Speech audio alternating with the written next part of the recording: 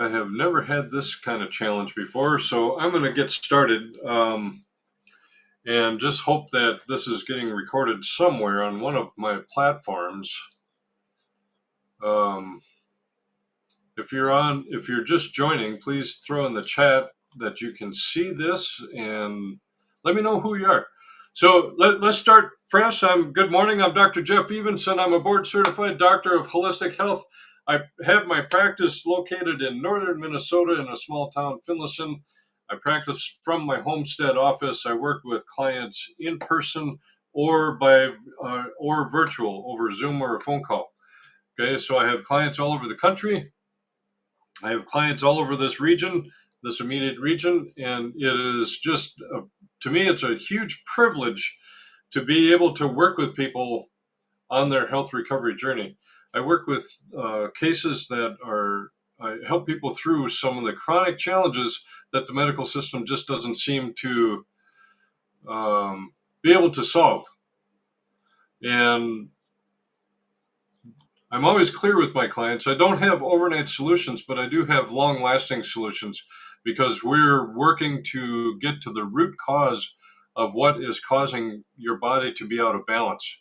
And it takes time to restore that balance naturally, holistically, naturopathy, homeopathy, with herbs, you name it. I do it. It's not medical. Nothing medical I do is... I don't do anything medical here at the practice. Thanks for chiming in there, Marie. I appreciate you.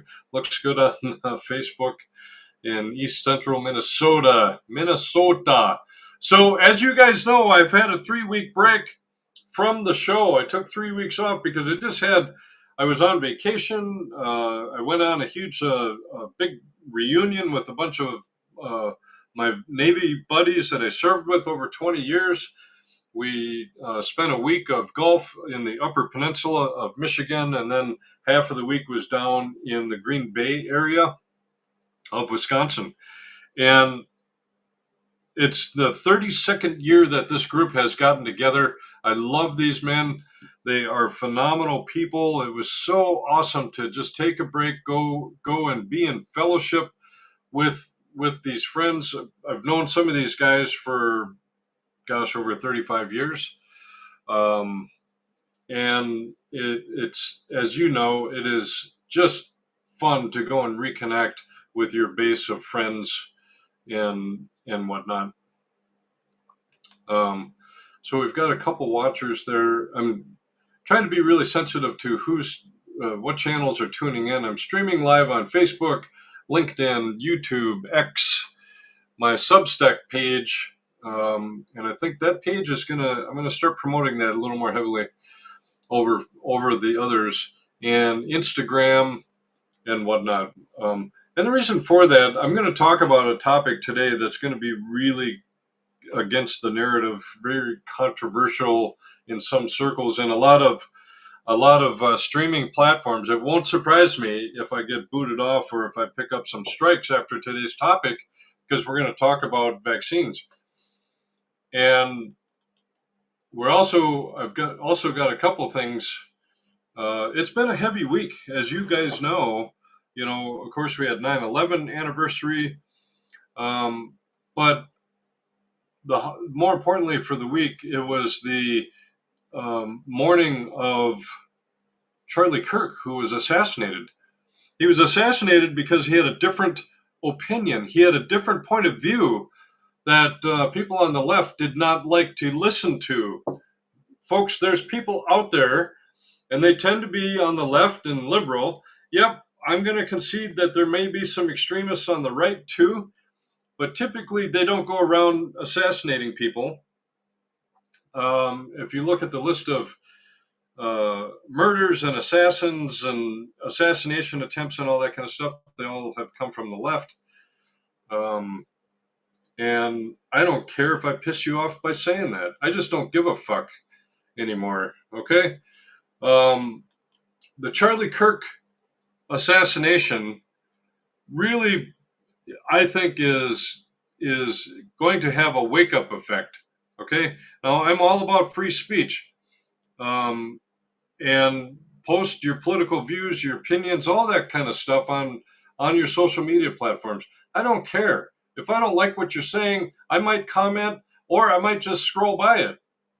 Did you hear that? You can actually scroll past some of the content out there. I'm not going to get on anybody's case for expressing their own opinions. I'm just not going to. And Charlie Kirk was all about initiating conversation. And I believe there's a quote out there floating around that says, once that conversation stops, once that communication stops, that's when violence begins. And so if you're somebody that can't communicate or you feel like you have stopped, please find ways to communicate and refrain from stepping into violence. What the hell is that? I don't get it. And now we're seeing people, folks, and this is my opinion, when you start celebrating the murder and the assassination of an individual, like we've been seeing with Charlie Kirk, you have stepped in, you're shining a light on the true nature of your heart. And it's time to take a step back. If you're celebrating the assassination of somebody, it's time for you to take a step back and do some deep, deep reflection. And I'll invite you to step into prayer. And I don't care what side that comes from. I'm talking about any human being.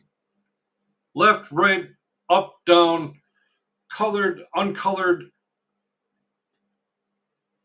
It's a human being. We are human beings. And there's a lot of people out there that have forgotten that aspect of things because there's a lot of rhetoric that has been dehumanizing and brainwashing, in my opinion, those people that are committing these crimes. People are losing their jobs because they have gone out on social media to celebrate. And what blows me away is I've seen a number of like medical people celebrating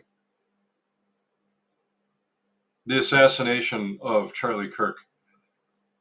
And because I'm talking about a natural health, this is my natural health podcast, I'm going to point those cases out. I know there's other examples out there, professors at universities, students, people are losing their jobs left and right because employers don't want that kind of crap associated with their business. If you worked for me and you put something like that on there, I would not ever, there would not be an iota of hesitation to fire your ass.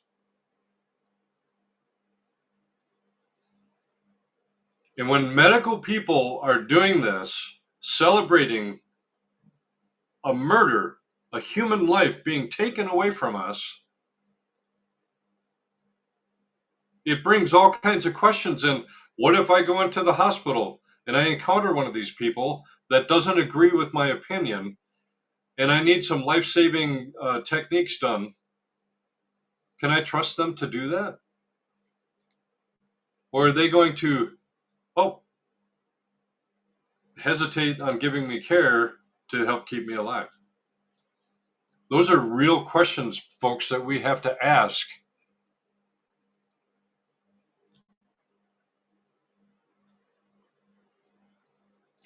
Let's see if I can share this. A friend of mine posted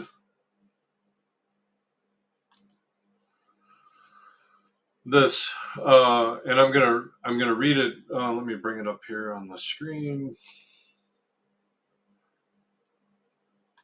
And I think it reflects a lot on where we're at. I resonated with this, and it's a little tribute here to help explain what's going on, because I felt the energy of this. It has been a heavy, heavy week. And the reason here, and this person writes, Anna Kramer, out on X, or or she's reposting it. The reason you feel Charlie's death so deeply is because grief doesn't measure itself by proximity. It measures itself by meaning. You don't have to know him personally to feel the sting of his absence, because when a voice like his goes silent, something in the atmosphere shifts. The reason it feels heavier than so many other tragedies is because your spirit recognizes that this is not just about a man, it is about a battle. Scripture says eternity is written on our hearts, and when someone who carried truth with boldness is suddenly gone, eternity aches within us. It's like our souls know instinctively that the darkness celebrated, and that strikes us at the core. The reason you can't shake it is because psychologically we don't only attach ourselves to people, we attach ourselves to symbols. Charlie became a symbol of conviction in a time of compromise, courage in a time of fear, and when a symbol is struck down, it rattles something primal and eternal inside us. That's why even those who never met him feel it. There is a strange thread pulling at us, and it is not imagined, it is real. We are bound together by shared purpose, by shared longing for truth, by the Spirit of God Himself, weaving us into a fabric that cannot be torn apart. This loss pulled at that fabric, and every one of us felt the tug. So if you've wondered why this hits so hard, it's because your soul knows this is bigger than news. This is bigger than politics. This is about eternity, about truth, and about the weight of a man whose life carried both.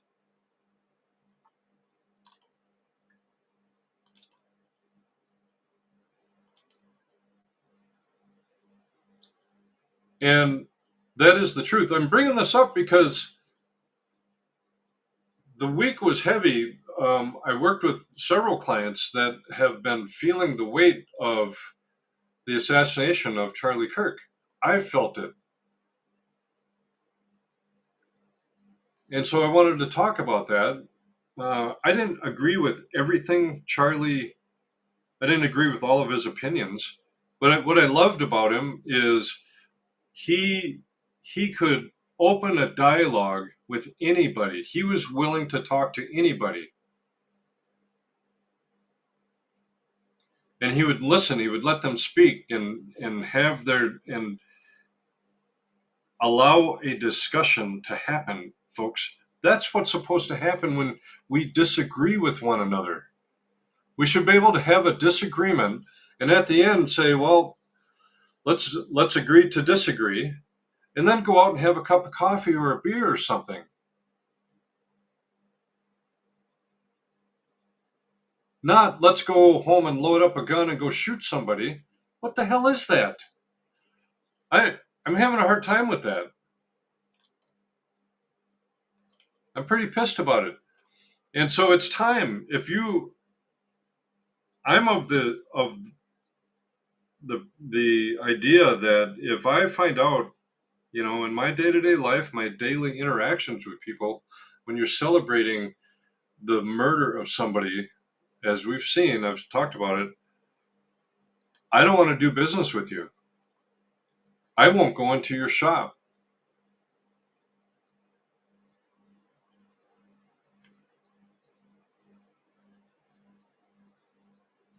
It blows me away. No pun intended there. It's hard to grapple with that sometimes. But it's time. I think it's kind of a wake up call to start showing people that there are going to be consequences, not consequences because they have a political opinion or an opinion different than yours, but consequences when you know there's right and wrong, and these people that are celebrating the murder, and again, I don't care who it is, it's a human being, and when that is being celebrated, I'm thinking of that poor young woman that was murdered on the subway in Charlottesville, North Carolina, stabbed 3 times. She didn't even know what the hell was going on.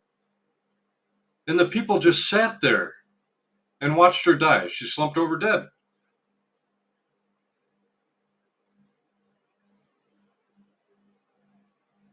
These are heavy, heavy, heavy things, folks. And from a holistic health perspective, that's how I kind of want to look at it. And it's like, there's so much going on in our society that, perhaps contributes to that. And so, how can I help people from a holistic perspective? Well, I want to help people get healthy to the point where they don't need to rely on the medications that the pharmaceuticals are giving us.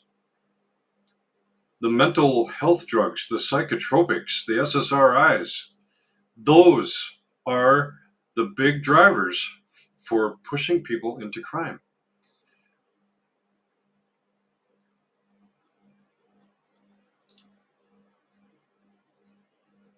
So let's work on that.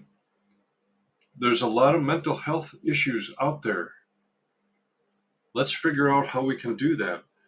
I'm going to talk today about some of the stuff that RFK is doing, and I think that is, in the long run, is going to help our society as he's cracking open the information out there. Some people are like, "Oh, he's not a scientist and all that."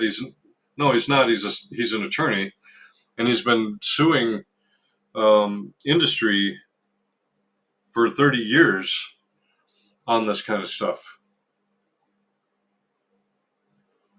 He's a man that gets in there and asks questions, and there are scientists that he is working with in his department, on his staff, that are helping him make the case. And we're going to talk about some of that here. So, wow, that's heavy. All right, if you're just joining, throw a hi in the comments. Let me know where you're watching from or listening from. And if you have anything to say or add to what I just talked about, let's talk about it. Throw it in the comments and I'll post it up. All right, so let's start with the book Dissolving Illusions. And I've got that book right here, Dissolving Illusions. Okay. Here, let me turn off this blur. Video, virtual background. There we go. So now the book won't be blurred out. Okay, Dissolving Illusions, Disease, Vaccines, and the Forgotten History. Suzanne Humphreys, MD, and Roman Bistriak. This is a must read. If you really want to understand the history of vaccinations, this is the book where you're going to want to start. Okay, this will start pulling you down rabbit holes you didn't know existed. But if you've never read it,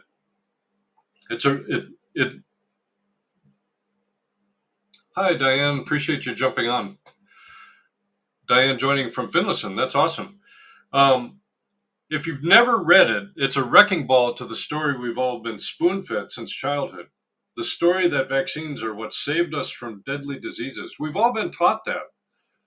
But here's the shocking truth. When you dig into the raw data, the graphs, the mortality charts, the declines in death rates all happened before vaccines were introduced. The data is out there. Before, hear this again, the declines in death rates all happened before vaccines were introduced.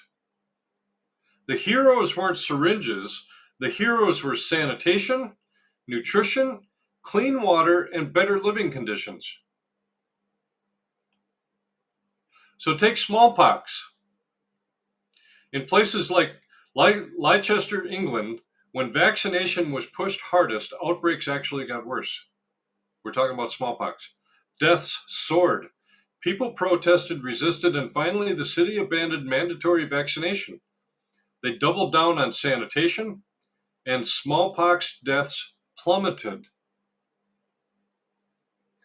Or polio. We're told the polio vaccine saved the world. But here's what the numbers reveal.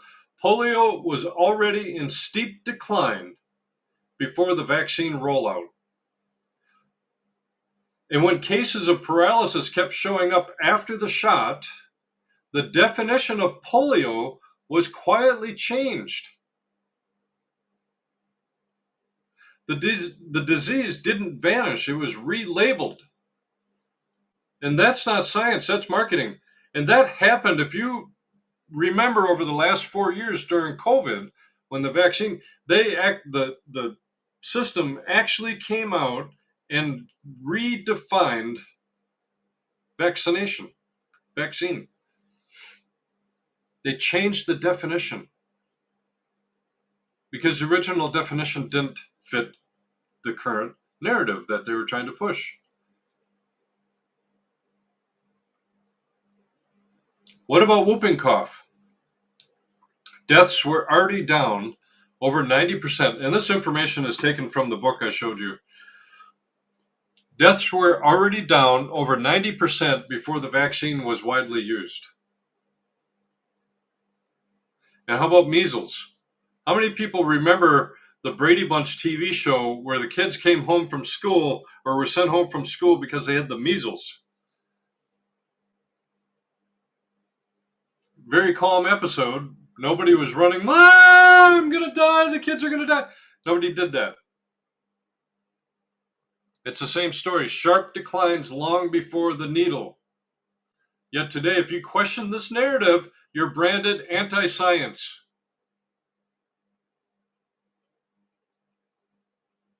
And here's a little known fact. The contamination of vaccines themselves has caused enormous harm. From early smallpox vaccines made with lymph scraped from the infected calves to polio vaccines tainted with SV40, which is a monkey virus linked to cancer, history is littered with examples of cures that carried their own curses. Even conditions like scurvy, which devastated populations, were solved not by a shot, but by the recognition of nutritional deficiencies. The terrain mattered more than the germ, and the body needed real food, real vitamins, and balance. That truth has not changed. And don't forget chickenpox. Generations of kids caught it, got through it, and built lasting immunity. And so now we vaccinate and we're suppressing that natural immunity. I remember having chickenpox, and my family and friends all brought all their kids over. The chickenpox parties.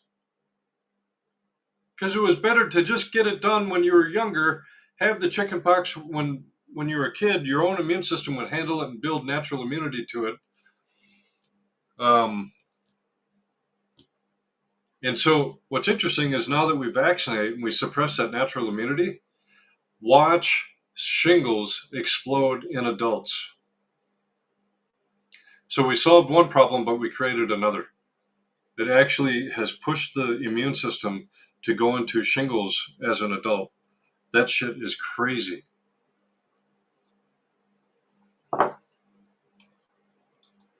So let me be clear. History tells us that vaccines weren't the saviors we've been told they were. Health turned the corner when people cleaned their water, got rid of sewage in the streets, stopped cramming families into filthy, airless housing, and ate actual nutrition instead of starvation diets. And here we are, 2025. Once again, the system tells us to pin our hopes on a needle, to trust their labs, their mandates, their science. But history speaks louder. The real protector of health is the terrain, your body's God-given ability to thrive when you support it. And if we don't learn that lesson, if we keep falling for the same illusion, we'll keep trading freedom for fear and health for dependency.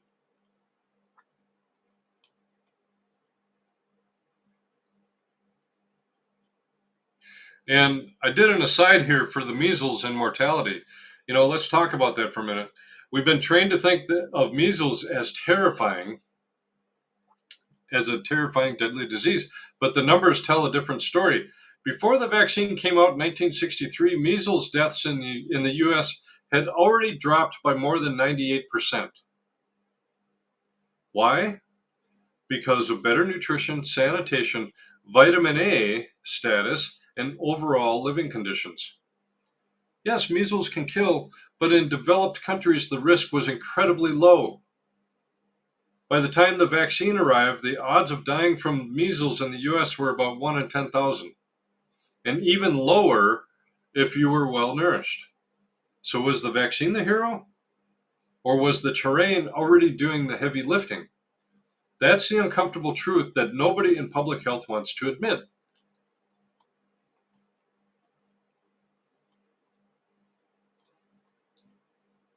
So the science today is really getting suppressed, and RFK is bringing light to that. I got a couple examples here. If you think the censorship and manipulation only happened back in the days of smallpox and polio, think again. It's happening right now in real time. Let's talk about the Yale Listen studies, okay? This wasn't fringe science. This was Yale University, one of the top institutions in the world. They followed groups of people injured by the COVID shots and compared them with long COVID patients. And what they found is devastating. The vaccine injured group had worse health scores across the board. Sleep disturbance, chronic pain, fatigue, anxiety, neurological issues. Many of them were still showing spike protein in their system a year, even 2 years later. Think about that. We were told the spike would be gone in days. Instead, it's persisting like a toxic ghost that the body can't get rid of. It has trouble.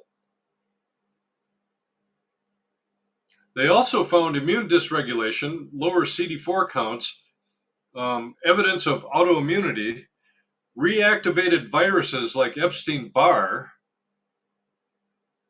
all in people whose only crime was trusting the system when it said safe and effective. Now here's where it gets ugly. The researchers tried to publish their results in major medical journals.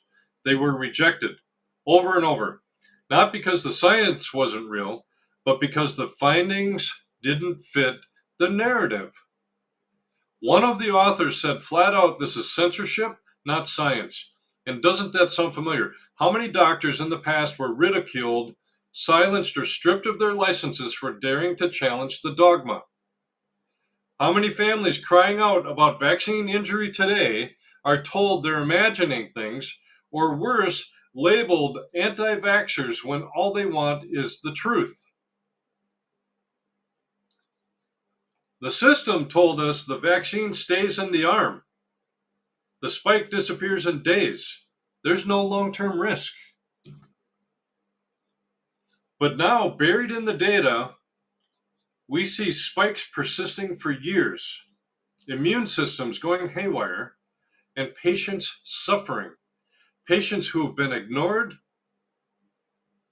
gaslighted, or mocked. Friends, that's not science, okay?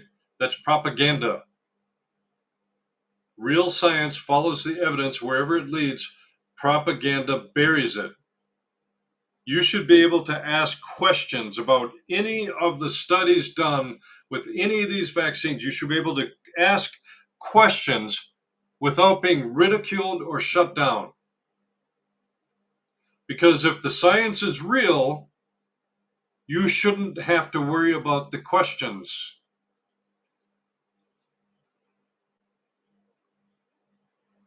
And here's why this matters to you. If they're going to censor places like Yale, they'll censor anyone, which means the only way forward is to take ownership of your own health. That's what I try to teach all of my clients who come working through me. Strengthen your body's resilience. Build your immune system. I believe the government missed a huge opportunity with COVID, and instead of pushing the shots, they should have said, look, we have a nation of fat and unhealthy people. Let's start working with these people to get their systems back into balance naturally. Let's start exercising. Let's start teaching better nutrition. Let's Let's do all the things that we can help bring people back into balance. I think the government missed an opportunity there. Instead, they pushed this bullshit COVID shot, which I never supported ever during all of that. I did what everybody did at the initial, when the world was shut down. I closed for about 3 weeks, and after 3 weeks, I realized so you can at least see what we're actually working with. I actually opened back up, and I was still seeing people on the sly. We had to go underground.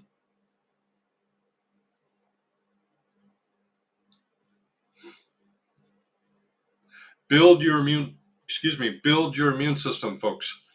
Detox what doesn't belong in there. Don't wait for the system to come save you. And it's not unreasonable to realize that maybe you don't quite know what to do to get started. That's why I have a practice. That's why I'm here to help you. That's why there are countless other holistic and natural health practitioners out there willing to help you, work with you to get your health back into balance.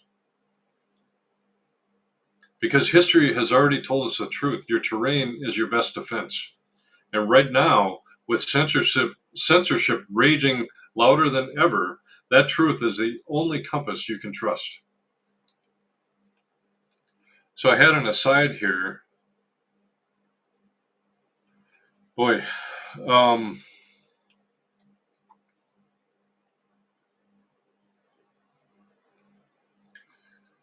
there was an unpublished news broke just this month. News broke about an unpublished study out of Henry Ford Health in Michigan.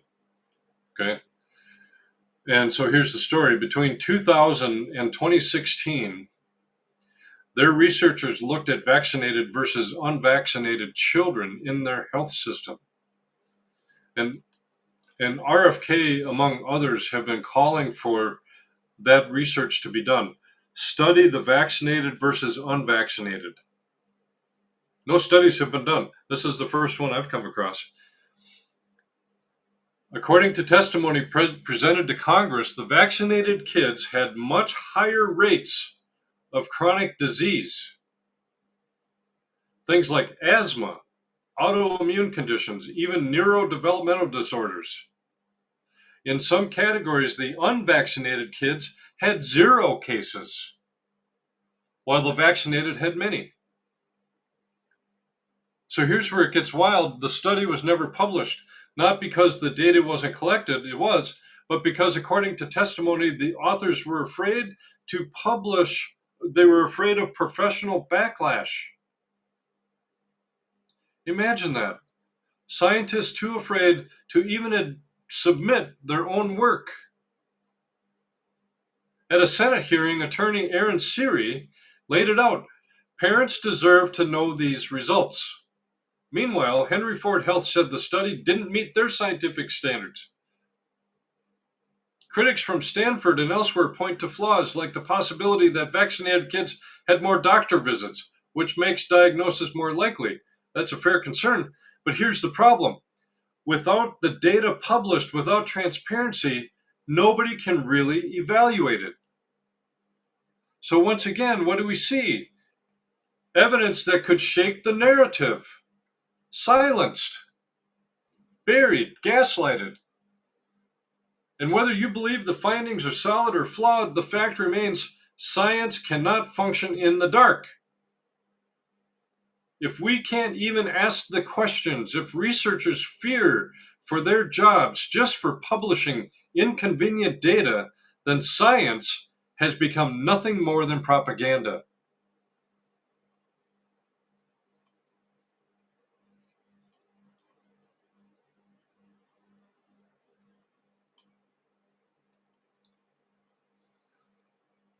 Yeah, this is some heavy stuff. It's a heavy episode.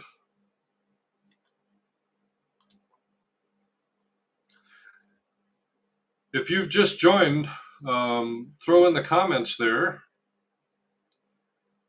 Say hi and tell me where you're watching from. It's always fun to see where people are located across the country. All right. Now, I'm going to talk about one that hit me particularly hard during the whole COVID thing. And that is dealing with shedding and the real world reports out there. But we're going to talk about the shedding. So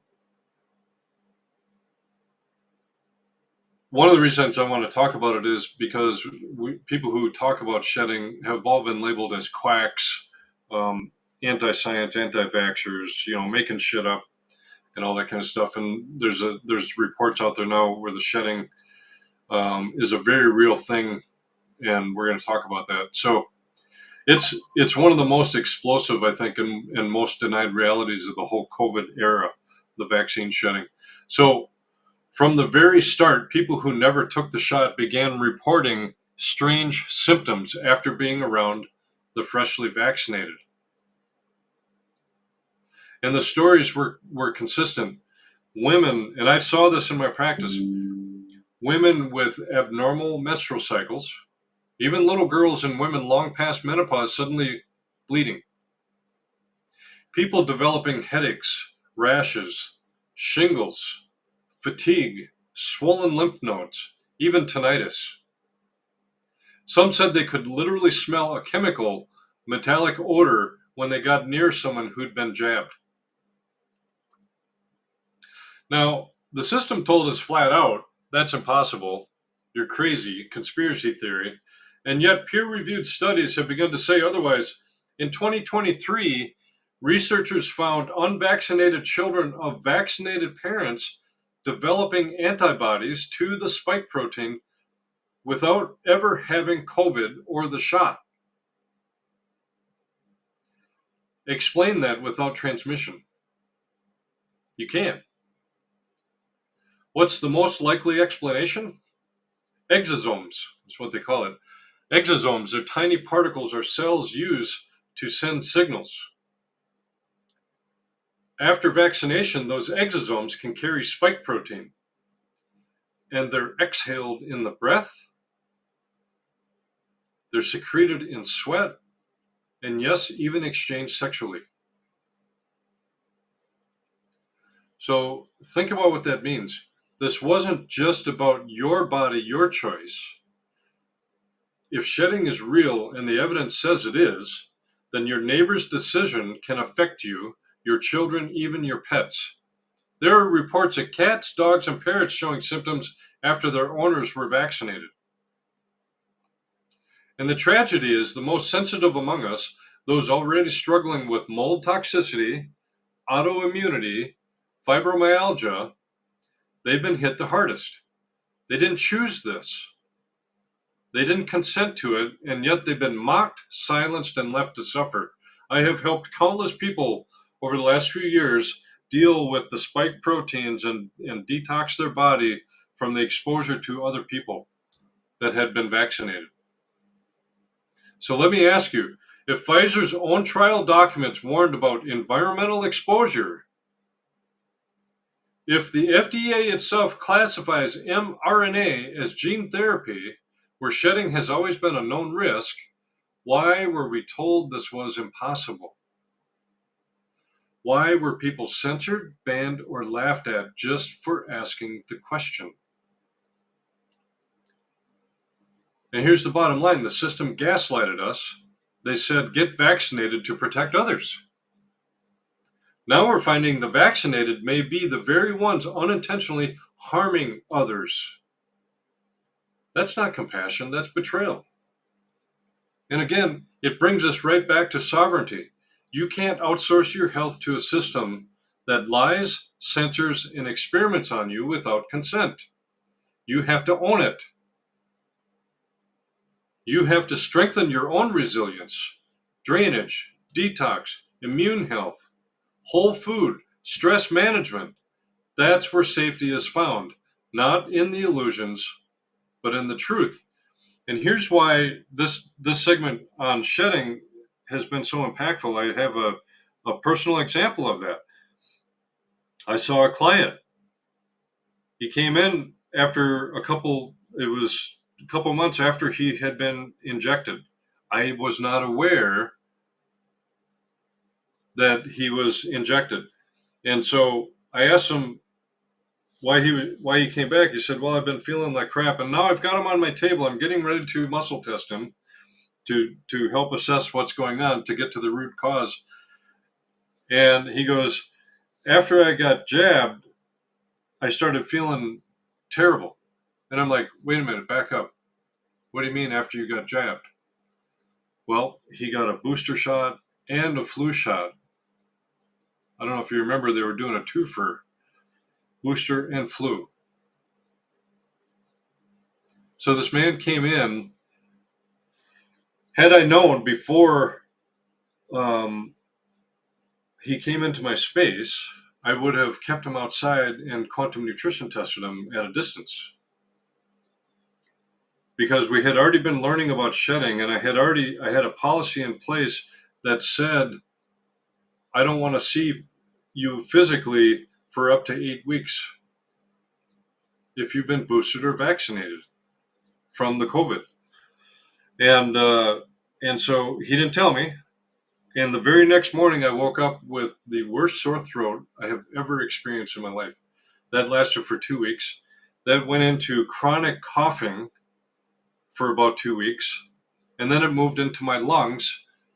And I picked up pneumonia in both lungs, double pneumonia. And I've always been prone to pneumonia, even as a little kid, for whatever reason. And so sometimes holistic practitioners, when they're not focused on their own health, worried about taking care of others, it takes someone else to step in and ask the questions. And so I happened to be talking to my sister, who is in the medical field, and she goes, "Oh, you should go get," she goes, "You sound really bad on the phone. You should go get x-rayed, check your lungs out." And I'm like, I'm not going to put my body through that. And then she said the very simple words that got through to me. And she said, "Well, then at least go have somebody listen to your lungs." And I'm like, "Yeah, you're right." So I texted my local wellness center practitioner. She has a practice in Sandstone. And I said, "Hey, can you listen to my lungs?" And I said, "I'm really bad off. It's getting really bad." And so I got in. She got me in right away. She listened, and she's like, "Yep, your sister's right. There's crackling in both your lungs. You have pneumonia." And so I went on antibiotics, which I hate doing. And this thing, all from the spike protein. I did not get the COVID jab. I even had COVID. I'm sure I had COVID before it was called COVID. And the pneumonia, the first course of pneumonia, the antibiotics settled things down. And I thought it was getting better. And then it came back with a fury, and it went up into my ears, ruptured my eardrum. I ended up going through 3 rounds of antibiotics to work on getting my health back, because the spike proteins, I'm convinced, through muscle testing, nutrition response testing, and quantum nutrition testing, we were able to discern that I was dealing with all the aspects of the whole COVID realm. Vaccine shedding, spike protein shedding from vaccines, regular spike protein shedding, the fibrin from there. And there's other aspects of the COVID that we can test, and I went through them all, and I was decimated. My health. If you knew me back then and saw me, you knew that this was bad. My business coach, when I just was getting ready to start a business coaching program, she almost didn't take me on, because she looked at me on a Zoom call and she's like, "Dude, you are really sick. I don't think you should start this program." Thankfully, she changed her mind and worked with me to help get my health back too. So it's a huge thing. Okay. So it raises ethical questions about sovereignty, about our own health. And so this is kind of where the rubber meets the road. We've talked about history, we've talked suppressed science, we've talked shedding. So let's ask a question nobody in authority wants to touch. Where is the line of consent? We were told from day one, get vaccinated, not for yourself, but for others. The slogan was drilled into us. Do it for grandma. Do it for the greater good. Talk about wanting to make me throw up. But now we find out the vaccinated may actually be shedding, transmitting spike protein to others who never consented, never rolled up their sleeves to get the shot. And those people are getting sick. Their cycles are disrupted, their immune system's flaring, their pets are even suffering. So tell me this. How is it ethical to demand compliance in the name of protecting others when the very act of compliance may harm others? How is that for the greater good? So, friends, it's not just a scientific debate. This is a moral and spiritual crisis because at the core of health is sovereignty, the right to decide what goes into your body. And without sovereignty, you don't have informed consent. Without consent, you don't have freedom. And without freedom, health becomes nothing more than state-controlled compliance. That is not the way God designed us to live. In fact, Scripture says, do you not know that your bodies are temples of the Holy Spirit? From 1 Corinthians 6:19. Your body is not the government's temple. It's not pharma's temple. It's God's temple. And you are the steward. So the question is not pro-vaccine or anti-vaccine. The real question is, do you believe in sovereignty? Do you believe your body belongs to you or to a system that demands blind trust? That's why I stand here every Saturday morning and remind you, consent is sacred. Choice is sacred.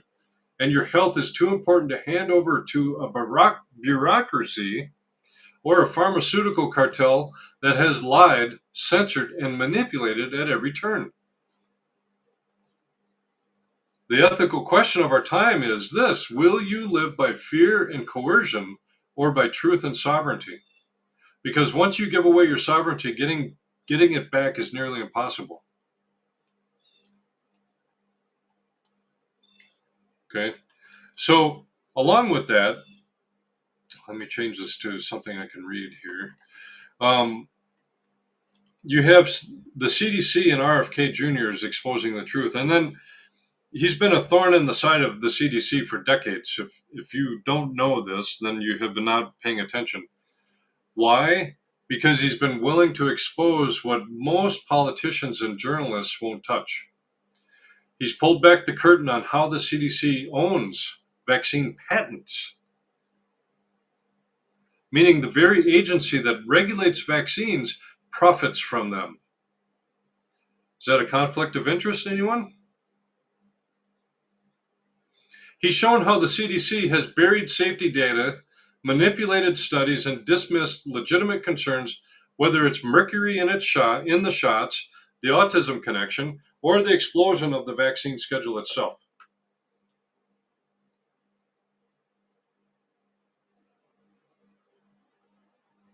And whether you agree with all of RFK's conclusions or not, you can't deny it. He's forced the conversation into the light. And that's what people are asking for. He's made people question.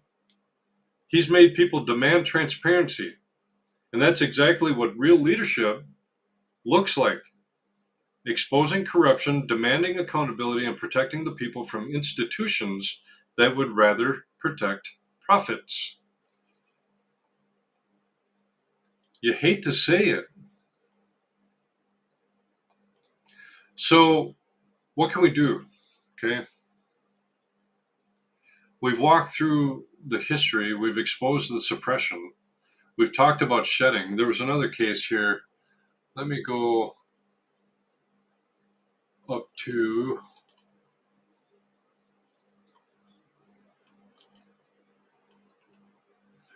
this one. I can't ignore this one. I read this and I was so pissed. All right. One of the big things is, folks, you can get a lot of information out on Substack, and I have a channel in Substack. Go to substack.com. My channel is called Beyond the Indicator Muscle. If you want to really get into how muscle testing works and all that, is where I talk about it. But here is a report out there from Dr. Pierre Corey. Okay, this came out in June. And let me move this screen down so I don't feel like I'm looking up. All right. The article is titled Medical Record Review of the Twins Who Died After Vaccination in a Review of the Literature Proving SIDS is Caused by Vaccines. Okay. SIDS. I remember SIDS was a concern when my children were infants, and we would check on them constantly. This doctor was asked by Children's Health Defense and the parents to review the medical records of twins found dead in their bed 8 days after multiple vaccinations. And the question, related? Yes, says the hidden science. Okay. One of the channels I follow out there on Substack, and I highly recommend subscribing to this guy. He came to light during the whole COVID thing and continues to write anonymously because, again, because he came out during COVID, he didn't want to get shut down because he puts together such well-researched articles on medicine that you can't ignore. Okay, and so he talked about this. So I scanned the article, and here's the picture of the children, the twins. Tyson and Dallas Shaw were found dead in their crib at 18 months of age. Okay, and so they're in the post. Evidence from the medical records was contrary to the fear-mongering pharma media hype. Their deaths were not from measles, as was reported in the media at the time. Oh, media, these kids died from measles. They did not. But stemmed from a staggering near-criminal cascade of medical incompetence, repeatedly botching the treatment of routine bacterial pneumonias, one of the most basic conditions that hospitals face daily. Okay, so I recommend going to find this article out there. And here, I'm going to post this in the link in the chat.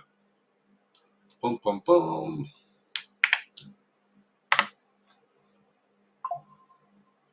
There. I just posted that out in the chat. Okay.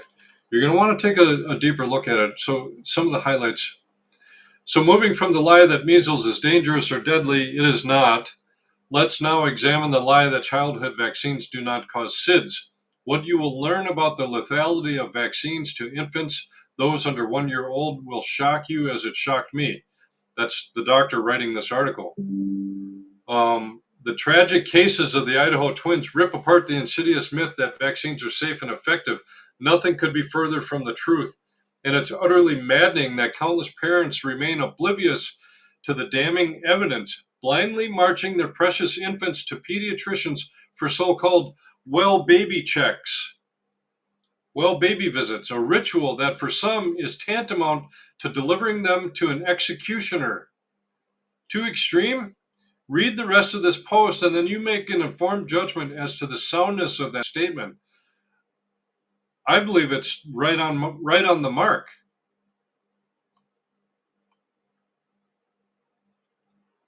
I guess this was in Idaho. I said Texas.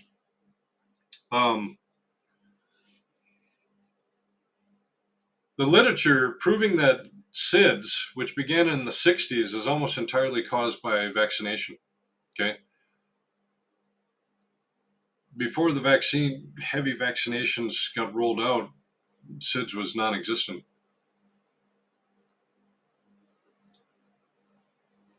Let's start with the end of the record and then go back to the beginning. This doctor writes, Dallas and Tyson died on the night of the 7th day following their 18th month well baby visit, where they received 5 vaccinations during that visit: DTaP, influenza, and Hep A.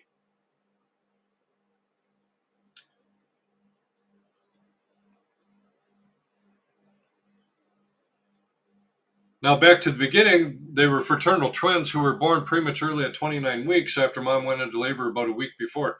Tyson was in breech position, thus emergency C-section was performed. The kids went straight to the NICU as per protocol for such preterm babies. Dallas had a grade 1 intraventricular hemorrhage without sequelae, and both had respiratory insufficiency, apneas, and desaturations, needing CPAP support and caffeine administration for several weeks. Okay. And they had some other typical problems of prematurity that you, as you can imagine, they're all listed here in the article. But both got hepatitis B vaccination at 1 month old, far sooner than normal gestational age, just before leaving the NICU. You know, in case they decided to hit the streets to shoot drugs and have sex with prostitutes.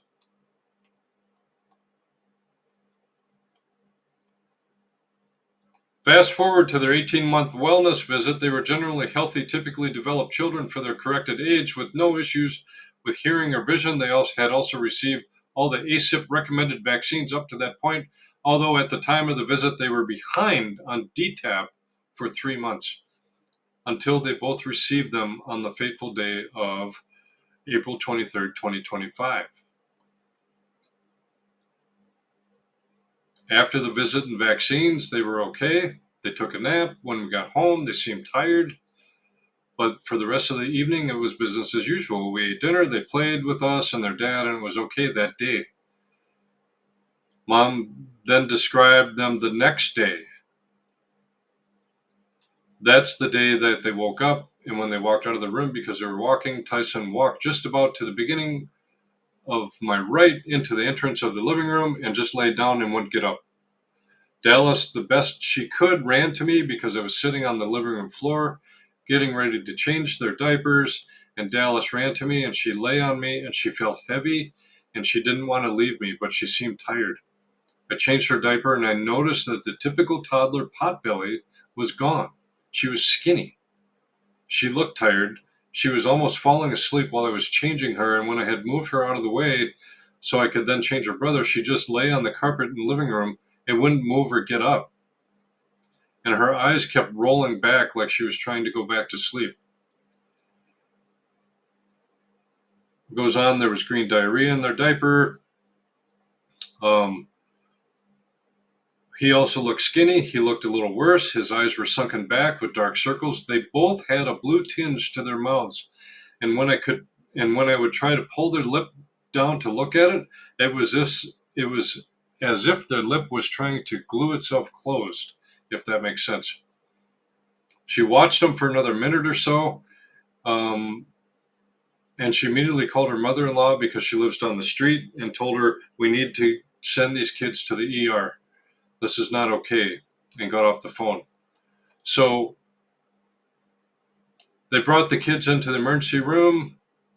They were in disbelief that just so quickly, within a matter of 24 hours, the kids went from perfectly happy-go-lucky active babies to looking like they were dying. They were sent home with some Tylenol.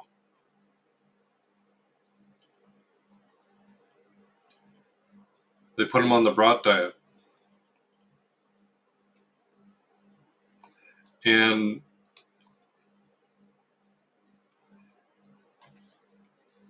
they went to sleep without incident. And then the mom describes Thursday morning, 8 days after the wellness visit and vaccines. They weren't crying, ready to leave the room, or talking, ready to leave the room, and I had peeped in and wish I had checked on them more, but I peeped into the room and I assumed they were maybe sleeping in because they looked asleep the way they were laying in their room, because they were belly sleepers. Of course, they were old enough at the time to roll over. I went and cleaned up the living room and was getting ready to have them awake. I was waiting for them to wake up, and when I went in there to wake them up is when I found them the way they were. They looked as if they had passed in their sleep. They were in their sleeping positions. I think it's called rigor mortis. Their faces were sleeping faces. She called 911, and that's when she discovered that Dallas was also the same way. Can you imagine finding both your kids dead And of course, the police are going to interview, and they're looking for any hints of whether or not you wanted them dead. But the whole issue of this, folks, is being able to take a step back and look at the vaccinations, the vaccination schedule. I think it's by the time you're 18, it's up to 72 or some ridiculous shit thing like that, and way heavy on the younger end. Instead of giving the human being time to develop its own natural immune system, the pharmaceuticals and the medical industry is trying to profit, and they're pushing this shit early. As early as 1933, there were documented the sudden deaths of 2 infants after receiving their whole cell pertussis vaccinations. In 1946,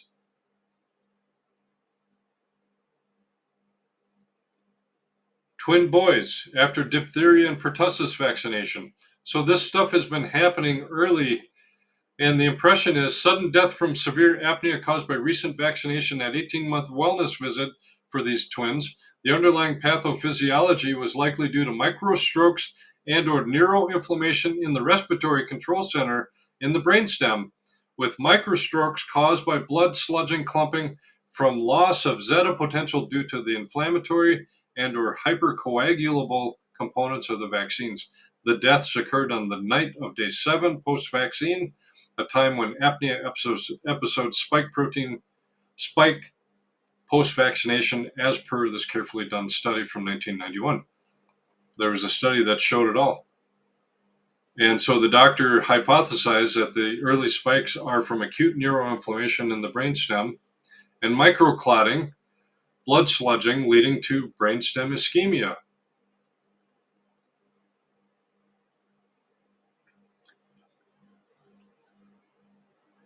So the study, if you look at infant deaths in the VAERS system from 99 to 2019, of the 2,605 infant deaths, 58% clustered within 3 days post-vaccination, and 78.3% within 7 days post-vaccination.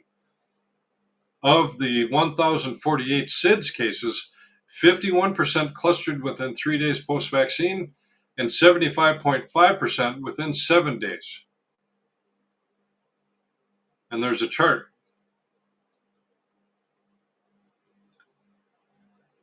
This is mind-numbing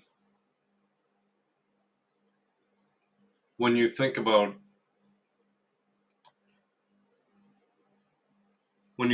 this. It's mind-numbing. And I think part of the reason why some of the medical people don't want to acknowledge that the science is showing potential harm from the vaccines is because they also then have to come to terms with their moral integrity. Who wants to admit that they've been giving injections to kids?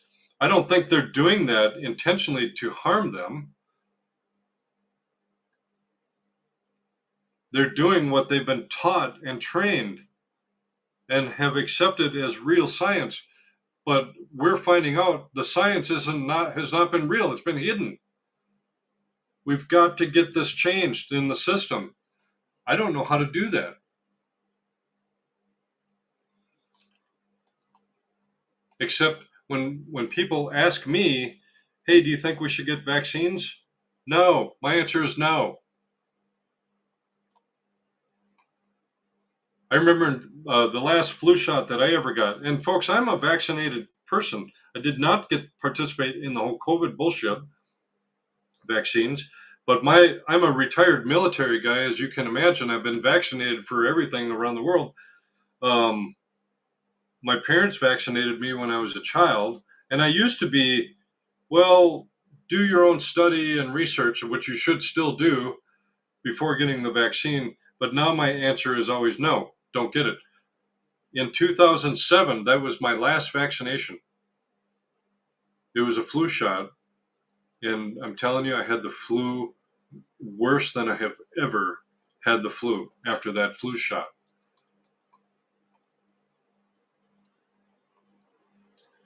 And in this doctor's report here, he's got another more disturbing. She died less than 12 hours after her 1-year wellness baby visit. Folks, you're playing roulette. If you're bringing your kids in for their well baby visits and the vaccination, and you're following the vaccination schedule, I'm sorry, but I'm going to call it what it is. You're playing roulette with the life of that child and the health of that child.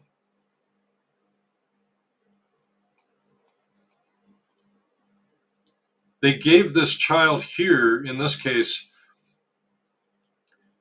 the doctors or nurses realized that she had missed her 6-month vaccinations. The pediatrician gave her 12 vaccines in one visit to catch up. And let's be clear, the only thing she was catching up on was the schedule and the reimbursements for the same.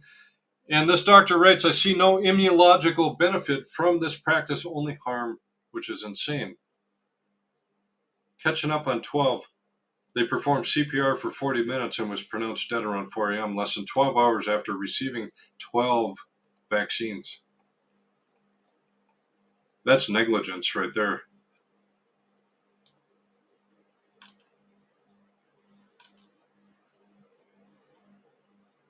So some of this is mind-numbing. I'm noticing that we're out of time.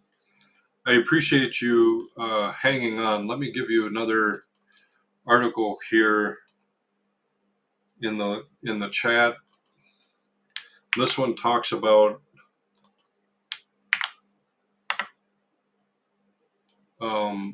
why do vaccines cause the illness? Okay, as I mentioned, I got the flu after my flu shot. Oh,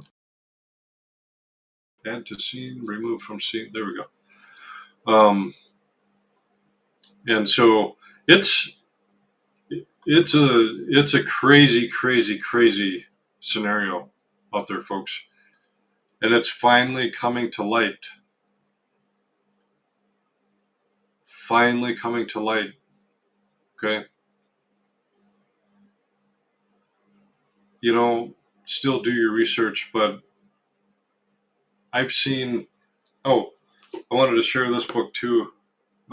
Here's another title. You can go back and get the recording, pause it,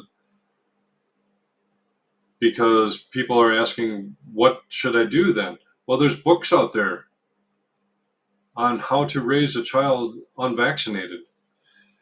And there's another website out there if you want to learn more about this. Let me post this. Let me just share this real briefly.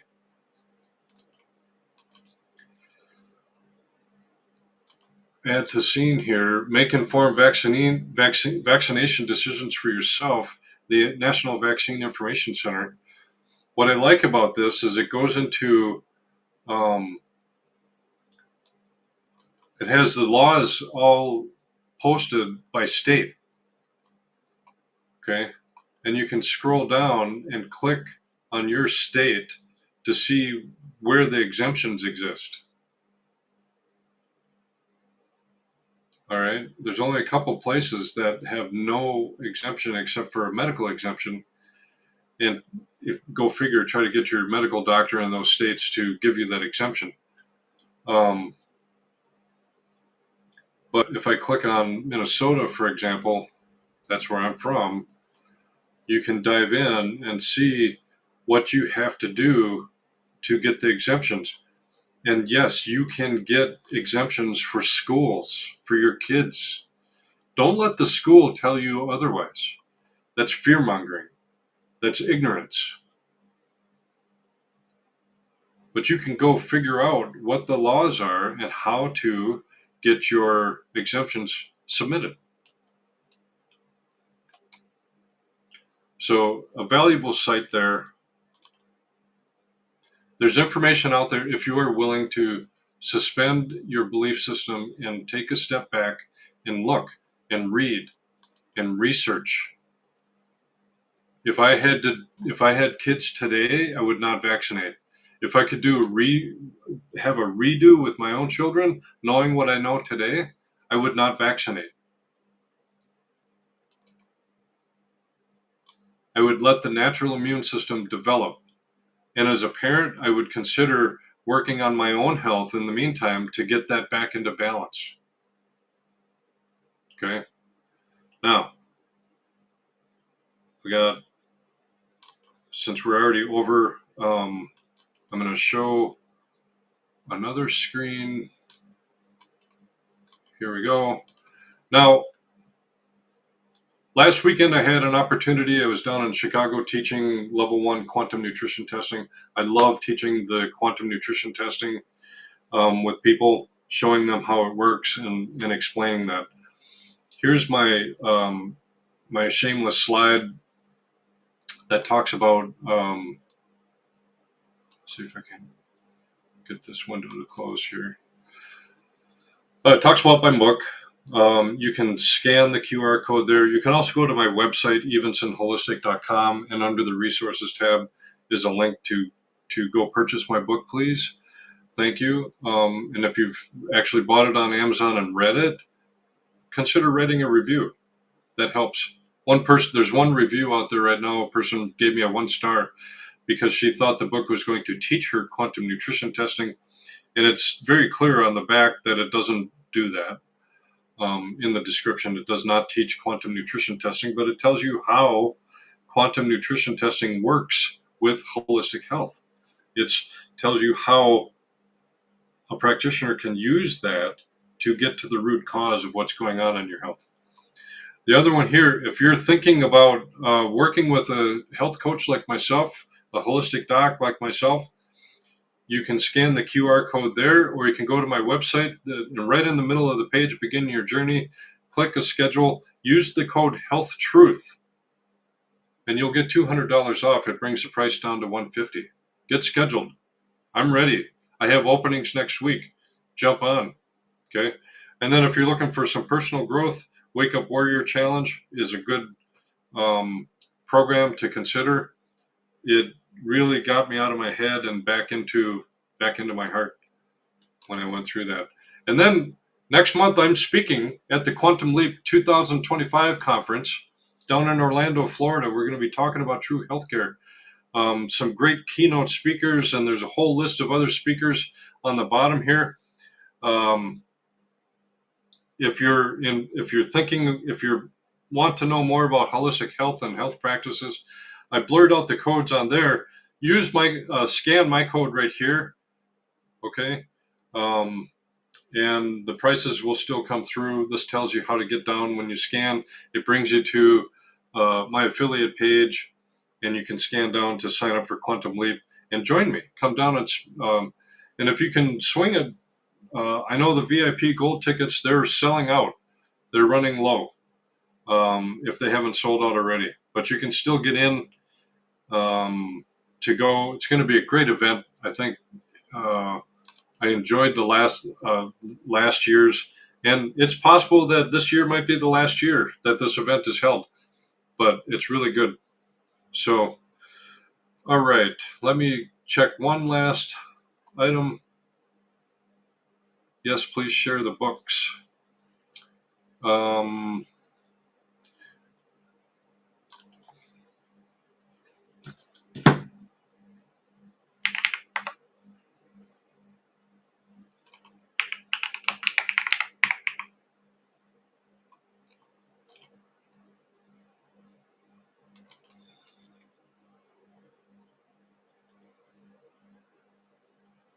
All right.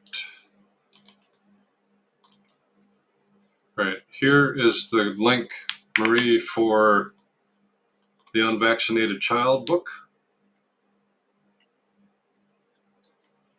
And then my other favorite one,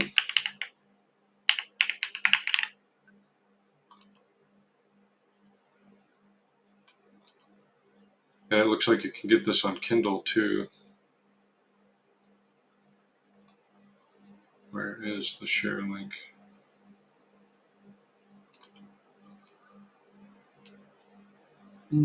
Paperback. There it is. And this is for Dissolving Illusions.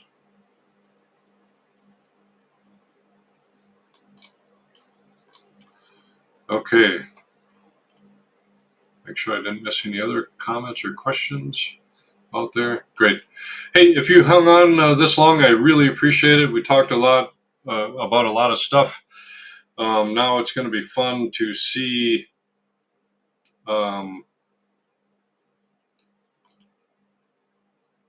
if I get booted off of any of these platforms because they go against the narrative. You're welcome, Maria. Appreciate it. And with that, I am going to sign off. And I think I'm going to head over to a local FICA and get a cup of coffee and get the rest of my weekend going. I love you guys. Thank you. Thanks for hanging. If you know somebody that can be helped by, they're dealing with some long-term health challenges, send them my way. Let's talk. At least get their information and we'll find out if this program is the right fit for you. So, all right. Thank you. Talk to you later. Love you guys.